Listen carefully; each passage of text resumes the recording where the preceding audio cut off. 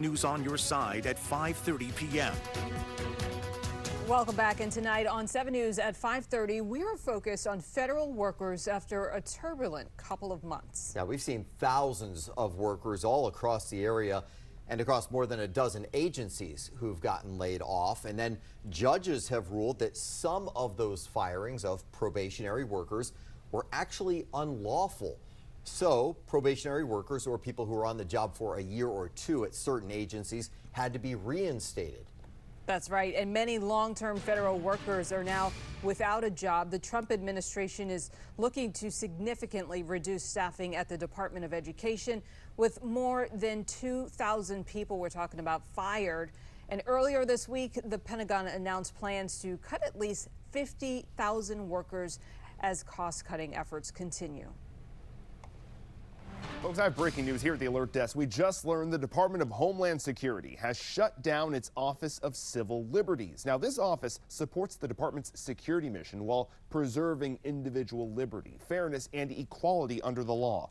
The Washington Post is also reporting tonight that in all, DHS shut down 3 internal watchdog agencies that investigate complaints and advocates for immigrants. A spokesperson tells the Post that these programs are, quote, roadblocks to immigration enforcement. Reportedly, this will impact about 300 employees out of the 260,000 who are employed at DHS. Of course, this is breaking. We'll keep you updated.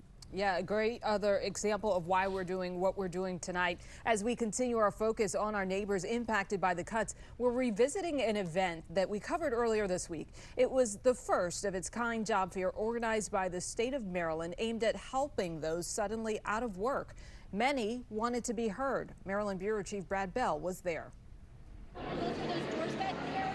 It's a hall. There are employers all down that hall. There are employers all along the back. The turnout was beyond what anyone expected. Hundreds and hundreds of people coming to a job fair aimed at displaced federal workers in a big church in Frederick. People like Giselle and her 2 former co-workers who'd lost jobs at a contractor for USAID. We're going to look for openings and see how we can apply. Hopefully, we can even get a job today. Who knows? So we are hopeful. We hear that hope a lot as people move from table to table exploring jobs in the private sector and state, county, and municipal government. Karen Fleming Michael trying to make the best of an unexpected turn after a long career in government. I'm fortunate that I can retire, but I'm not ready to stop working, so I thought I could transfer my skills to a different career, or maybe the same sort of career, but get out while it's still my choice. And many we speak to remain stunned that they have to be here at all. There are people like Gary, a Commerce Department employee well into his career, fired with no notice. Did you ever think anything like this would happen? No. Is that why you chose government? I mean, even? Yes, of course. Because of job security, because I have student loans, I was hoping to get public service law forgiveness. And we meet Adam Smith at the other end of a career, a new college graduate with a degree in archaeology who thought he was about to start a job at the Smithsonian, but never even got through the door because of funding cuts. That kind of put me up a creek because every single other job I had as backups went down the drain immediately too because they relied on funding that they no longer had. So I haven't been able to get one, and it was January when I was supposed to go for my interview. And so he finds himself in a church looking for work with so many others who never imagined they'd be here. In Frederick, Brad Bell, 7 News. And 7 News on your side is keeping track of job fairs in the DMV. Just scan the QR code on your screen to go directly to WJLA.com for a list of dates, times, and locations for upcoming career fairs. Now, we just updated this moments ago, so you can plan ahead for next week. Also, all of our reporter stories and our chats with career and legal experts are on the 7 News YouTube channel. Well, tonight on 7 News, we're answering questions that we've received directly from laid-off federal workers. One now former employee who was told she was part of a reduction in workforce, or an RIF, you may hear that phrase, at the Education Department reached out to us with this question. We were told we could not accept a different federal job until our separation date in June. Is there any legal justification for this, or are they just trying to keep us out of the federal workforce? We brought your question to a D.C. unemployment lawyer. If they are on the deferred resignation agreement and so are on technically administrative leave and still employed by the agency that's letting them go, they would need to formally resign from that position. I think there is a pretty explicit desire to reduce the federal workforce and therefore keep people out of it. That said, that desire doesn't make it unlawful to accept a job that you applied for and that you were offered from the federal government or any other employer. Now, we want to hear more of your questions and get you the answers that you need. You can download the free Signal app and then message us. Just scan the QR code that's on your screen right now. You can remain completely anonymous that way and then share your questions or concerns with us. VJ? Ready for some warmer weather? Well, that's our weekend. Tomorrow's going to be higher with those temperatures and less windy. So that's what leads the headline. Look at where the high temperature was today for D.C., folks. 60 degrees, Dallas 58 degrees, and 57 degrees up in Baltimore. Right now, we've dropped a degree. We're at 59, but mostly sunny skies. Still a bit of wind out there at 15 miles per hour, but the visibility is great. We've got 10 miles, and the humidity, again, the moisture in the air is pretty low. So some clouds moving in with that next weather maker, but temperatures are higher there. And again, that's what's going to be moving our way for tomorrow. So tomorrow with partly sunny skies, it's a high temperature of 69 degrees. There'll be some morning clouds, maybe a sprinkle or two up until noon to 1 o'clock. And then we're into the afternoon sunshine. Now, it's not the only weather maker for the weekend because by Sunday night, even Sunday evening, more clouds are going to be moving back in as we get ready for rain on Monday. We'll take a look at how much we could get from that system coming up. All right, VJ, we'll check in then. Meanwhile, 7 News is speaking to a clinical psychologist about the mental health toll that these federal cuts may be taking on you and your loved ones. We're going to share ways to help you cope. That's coming up next.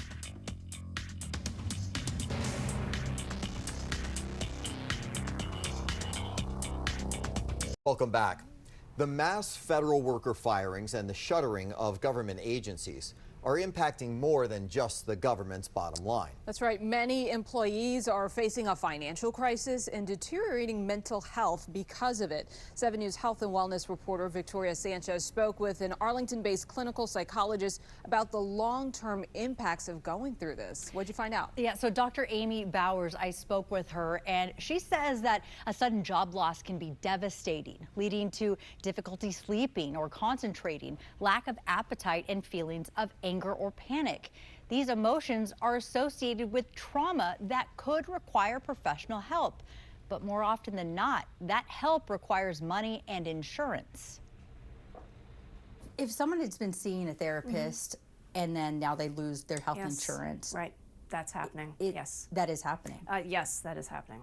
I know that for me, I've had conversations with my clients about what we will do if that happens, or when that happens, how we will adjust. I'm trying to be as flexible as I can around payment whenever I'm finding that with my clients. But we're all feeling it. If anyone who works with a federal worker is feeling it in some way.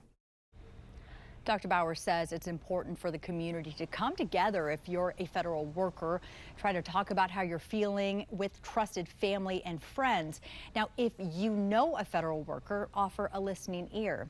Now, if you need help finding a therapist or other mental health help, and you've lost your insurance, I've compiled a list of agencies and organizations that can help with free or low-cost care. It's in this story on WJLA.com, and I've posted a link on my social pages. All right, thank you. From government workers to first responders, concerns are growing over those federal cuts. 7 News is getting new reaction to the training courses that are now canceled and how it could impact local firefighters. Courses have been canceled. That's according to a notice sent to instructors, students, and fire departments. Now, this comes as the Trump administration is looking for ways to make the government more efficient and less costly. But tonight, 7 News' Nick Minock spoke with firefighters in Virginia and members of Congress who want the training courses restored. I'm here in Prince William County where the fire chief is very concerned that training courses have been canceled at the National Fire Academy. We had probably about 4 or 5 folks who had applied for upcoming classes that now are not going to be moving forward. That's because those classes have been canceled at the nation's premier firefighter training facility in Emmitsburg, Maryland. The Prince William County Fire Chief telling me his firefighters have frequently trained at the National Fire Academy. The National Fire Academy is not just a resource for Prince William County, it's a resource for the country. And it's a resource that no individual community could ever create on its own. And every day that it's closed is a day that we're not learning. And it's a day we're not getting better. And the sooner the academy is open back up, I think the better we'll be as an industry. Another Northern Virginia community that has utilized the trainings at the National Fire Academy is Spotsylvania Fire and Rescue. The ability to get education that you can't get anywhere else. Obviously, in the state of Virginia, we do have a Department of Fire programs that develops training courses and provides training courses, but it's not the same as what you can get at the Fire Academy. There's a gap there now. More than 60 members of Congress wrote a letter to the Secretary of Homeland Security and the Administrator of FEMA expressing their concerns, including Northern Virginia Congressman Suhas Subramaniam and Don Beyer. It's the Quantico or the Paris Island for firefighters. This is where the best and brightest learn to be, keep us all safe. Subramaniam was a volunteer firefighter. You know, we've got wildfires happening all across the country, especially in California. We need firefighters, especially federal firefighters, more than ever. And so cutting those jobs is one thing, but not even having the training in place hurts a lot of fire stations, especially smaller fire stations. In fiscal year 2023, members of Congress said more than 40,000 firefighters from across the country participated in National Fire Academy training courses. Reporting in Prince William County, Nick Minock, 7 News. Nick, thank you. We're going to turn now to another concern that we received from a federal worker who was recently informed that they were part of a reduction in workforce at a federal agency. They sent us an anonymous message saying they were told they could not take a private sector job that violates federal ethics laws, but they weren't given clarification. So we spoke with a D.C. lawyer who represents federal workers, and she says the Office of Government Ethics lays out policies on deferred resignation orders and limits on finding jobs outside of the government.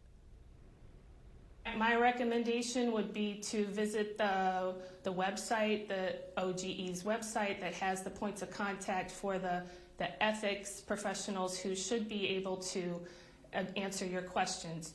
And in that regard, I'll also recommend doing that in writing by email. It's certainly, you can have a call or a meeting, but if you do that, follow it up with an email so that everything's in writing, so that you're clear on what was said and what you're required to do.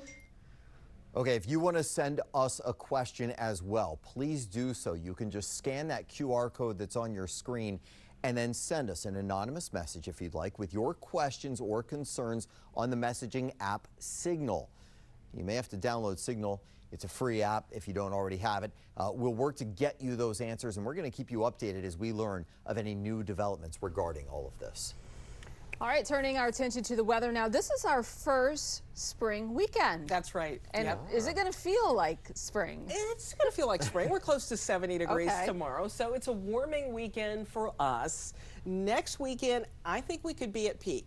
Oh, peak bloom. Okay. Peak bloom. The 28th, you got the 28th next folks. Friday. So that's on target with what they estimated, That right? is on target, but yeah, it's right around the corner. And next weekend, our temperatures will be in the mid-70s, maybe even warmer than that. Great weather to get out there and do it. It is, yeah. I'm not seeing a lot of wind for next Saturday. It's the Kite Festival. I'm hoping that at least a little bit of wind may get going, but that's 10 to 4 for next Saturday. A green light for the activities all the way through with no rain expected this or next weekend at this time. Opening ceremony 5 to 6:30 p.m. Of course, Warner Theater, where Victoria Sanchez will be on hand for next Saturday. Again, the Kite Festival, and next Sunday you've got DuPont Circle brunch happening 10 to 2. Who doesn't like brunch? So we've got to keep it dry for that. The festival activities continue through April 30th. I'll back out of the way because as we get closer, maybe you're sneezing like me, maybe you're a little, congested dealing with the pollen. The cherry trees actually have large spores that don't travel very far. So what is out there right now that really is still kicking up is the juniper, the cedar, the elm trees. They're running high over the last 24 hours. Your grass and your weed pollen, even the mold, all low for now. So here's your temperatures for this weekend. 69 on Saturday, 57 degrees on Sunday. Next week, including opening day, and then 70s, maybe even warmer for Saturday and Sunday next weekend. That's a pretty good forecast right there. All right, so we do have a weather maker that's going to be coming our way for early tomorrow, and that is a front that might bring a few sprinkles along with the cloud cover. So here's 7 o'clock in the morning. Notice the clouds mainly north and west at 7 o'clock in the morning. Again, chance for a little bit of a sprinkle. You're seeing a little bit of rain right there at 10 a.m. Then that system moves through and skies will clear. Close to 70 degrees in the district for Saturday afternoon around 3, 4 o'clock. And then for Sunday, we go the other way with sunshine going to clouds as we get ready for the rain on Monday. Look at the temperatures. You can always carry them with you in the radar in the palm of your hand with your free First Alert weather app showing our temperatures by 11 p.m. 49 degrees for D.C. and then lower 40s by early part of the day tomorrow. Hourly forecasts right there for you. Close to 70, partly sunny skies. And then as we get into next week, some more rain on Wednesday. It's in, it's out, gone. 61 for Thursday, maybe a little breezy for opening day. 57 to 60 degrees as we take on the Phillies for that first game here on Thursday next week. Oh, as you said, play ball. Thank you, VJ. Looking forward to that one. Coming up here, and then all new at 6 o'clock, health advocates concerned about food safety in schools are celebrating a win in Virginia tonight. We've got the harmful ingredients that are being banned. DOJ takes an axe to the Pentagon. I'm Atrell Nashar with new spending cuts endorsed by the Secretary of Defense and what we know about his recent meeting with Elon Musk.